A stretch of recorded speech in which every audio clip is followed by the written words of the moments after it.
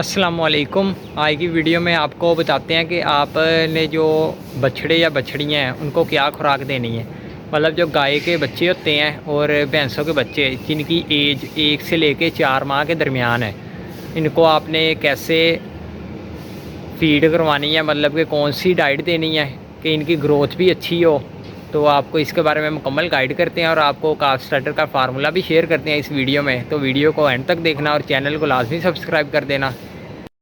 सबसे पहले आपको इस फार्म की फीडिंग मैनेजमेंट के बारे में बता देते हैं कि इस फार्म पे ये जो काव्स हैं इनको ये कैसे मैनेज कर रहे हैं। आप इस टाइम देख रहे हैं यहाँ पे बफलो और साहिवाल के जो बच्चे हैं वो मिक्स ही इन्होंने रखे हुए हैं, ठीक है। और इस टाइम ये इनको मिल्क भी दे रहे हैं और इन्होंने काफ स्टार्टर भी शुरू कर दिया है। काफ स्टार्टर बहुत ज़्यादा अहमियत रखता है कि जानवर की जो ग्रोथ है ना वो अच्छी हो।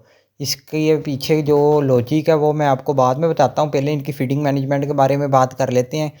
ये इस टाइम इस फार्म पे तकरीबन डेली का 10% ऑफ द बॉडी वेट इनको मिल्क दे रहे हैं डेली। मतलब अगर कोई 20 किलो का एक बच्चा है तो इसको रोज़ाना 2 केजी मिल्क दे रहे हैं, और अगर कोई 30 किलो का बच्चा है तो इसको रोज़ाना 3 किलो दूध दे रहे हैं।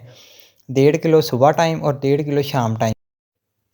इसी तरह इस फॉर्म पे डेली की बेसिस पे ना इन बच्चों को काफ स्टार्टर भी ऑफ़र किया जाता है डेली की बेसिस पे, ठीक है। काफ स्टार्टर का फार्मूला नेक्स्ट आपके साथ शेयर कर देता हूँ। काफ स्टार्टर इनके लिए ज़रूरी इसलिए है कि जो बच्चे होते हैं ना उनकी जो र्यूमन होता है वो डेवलप नहीं हुआ होता, और जो अडल्ट काऊ होती है उसका र्यूमन डेवलप हुआ होता है। इनमें जो ह्यूमन का पार्ट होता है ना वो इस टाइम सिर्फ 25% होता है टोटल स्टमक का, और जो अडल्ट काऊ होती है उसमें तकरीबन ह्यूमन का पार्ट होता है 70% तक ह्यूमन ही होता है। तो ह्यूमन की डेवलपमेंट जब तक इन बच्चों में नहीं होगी, ये प्रॉपर अपना आगे जाके ग्रोथ नहीं करेंगे, तो ह्यूमन की डेवलपमेंट बहुत ज़रूरी है। इसके लिए हम इनको डेली की बेस पे काफ स्टार्टर देते हैं। तो ये आप काफ स्टार्टर देख भी सकते हैं, बहुत ज़्यादा मतलब कि पाउडर ग्राइंडेड फॉर्म में नहीं होता कि इतना ज़्यादा ग्राइंड किया हो कि बिल्कुल ही आटे जैसा हुआ हो, ठीक है।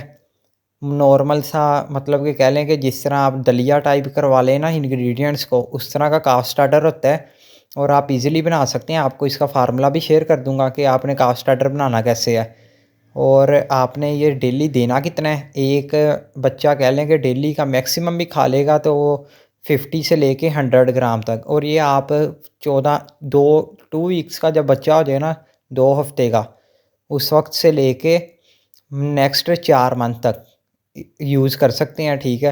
आराम आराम से इसकी क्वांटिटी बढ़ाते जाएं। जब 2 वीक्स पे शुरू करना है तो बिल्कुल थोड़ा सा कह लें कि 20-30 ग्राम इसके आगे रखें तो ये खुद ही खा लेगा।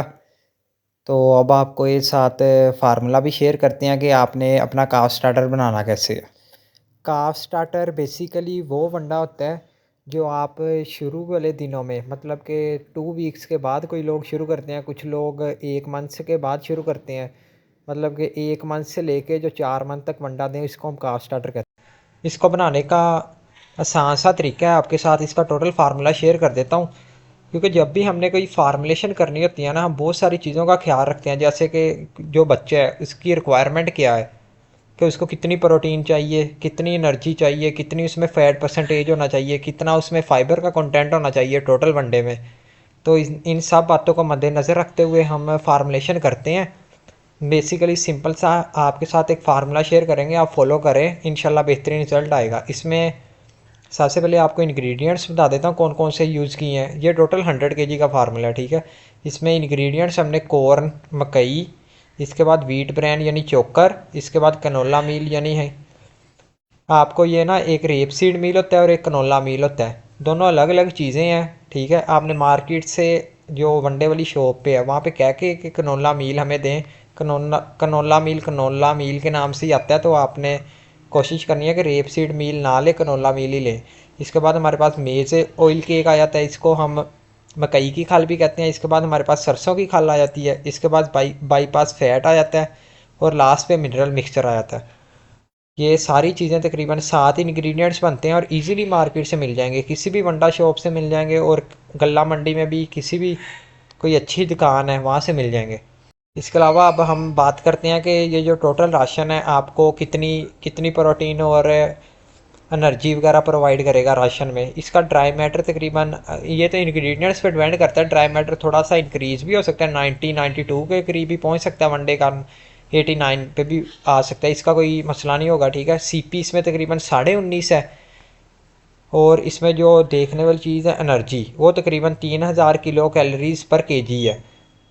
और फैट की जो परसेंटेज है वो तकरीबन 4.5 है। ईथर एक्सट्रैक्ट यानी फैट परसेंटेज जो कि बच्चे के लिए बहुत ज़रूरी है। ये तीनों चीज़ें, क्रूड प्रोटीन, ईथर एक्सट्रैक्ट और एनर्जी, ये तीनों ही हमारे जो बच्चे हैं, जानवरों के जो बच्चे हैं छोटे, उनकी ग्रोथ के लिए बहुत ज़रूरी है। ह्यूमन डेवलपमेंट के लिए ये काफ स्टार्टर बहुत अहमियत रखता है, क्योंकि अगर ह्यूमन डेवलप नहीं होगा सही तरह से तो बच्चा बड़ा होकर प्रॉपर खुराक नहीं उठाएगा। ठीक है, और ग्रोथ बहुत ज़्यादा मुतासर होगी।